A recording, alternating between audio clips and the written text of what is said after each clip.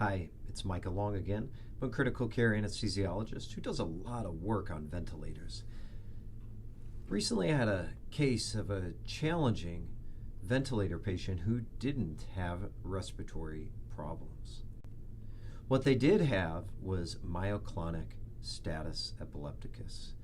This is an example of an EEG pattern of something that looked similar to my patient, which was these EEG patterns that read like an EKG. And what you see on this myoclonic status EEG is these periodic, rhythmic, regular discharges. And the examination of the patient showed his whole body twitching. And the twitches were enough to trigger the ventilator. For the patient, what was happening is they were having muscle jerks fast enough and frequent enough to trigger the ventilator. And every time they triggered the ventilator, they got the breath that we set.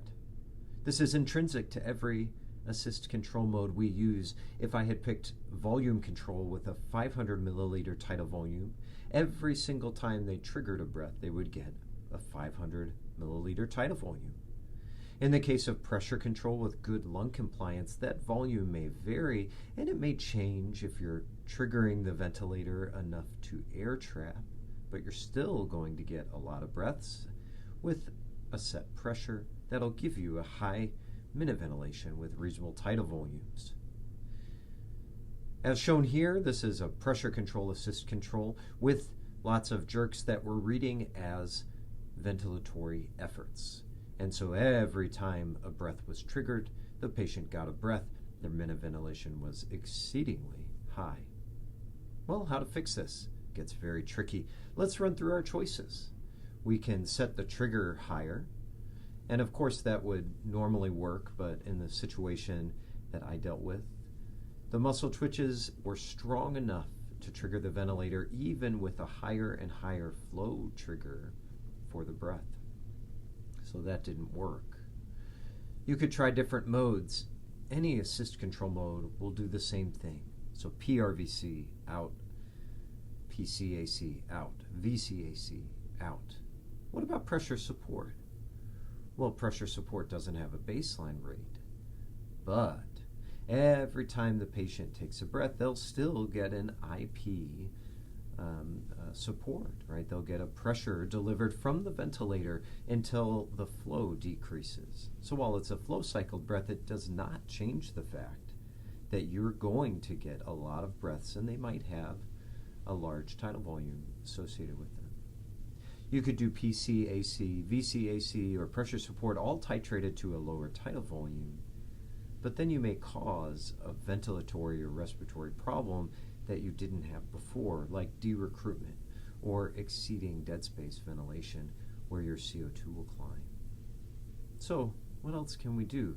Not many other options on the table. Airway pressure release ventilation is a mode of ventilation I don't use very frequently, but it can work, and it relies on the patient to generate a minute ventilation, so it potentially could work.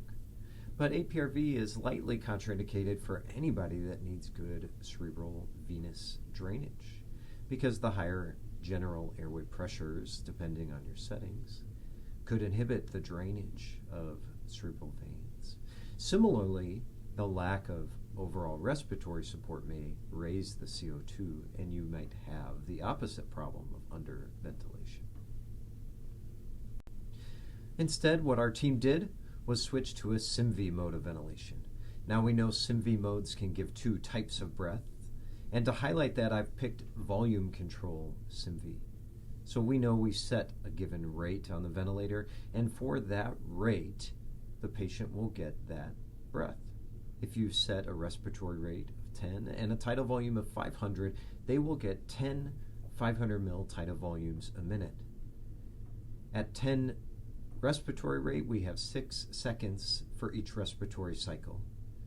So a breath every 6 seconds. If you're due for that breath, you get it. And if you're nearly due for that breath and you trigger the ventilator, you'll get that breath, and the 6-second clock will reset. However, all the additional supportive breaths will be pressure support breaths. And in this situation, what our team did was pick a pressure support of 0. So for all intents and purposes, our ventilator ignored the additional breaths beyond what the set rate was. And I've shown that here. The extra breath being triggered was delivered at PSV of 0. With a strong muscle twitch, they may get that negative pressure diaphragm flexion that gives you a tidal volume, but it's probably much smaller than what I've shown here. And the vent more or less ignores it. And then they'll get a background rate. It's one way to ignore these myoclonic sorts of activities. I hope that case was useful, as being one of the only times I've really used SimV in recent history, and been happy to say so. I hope everybody has a great day, and good luck taking care of your patients.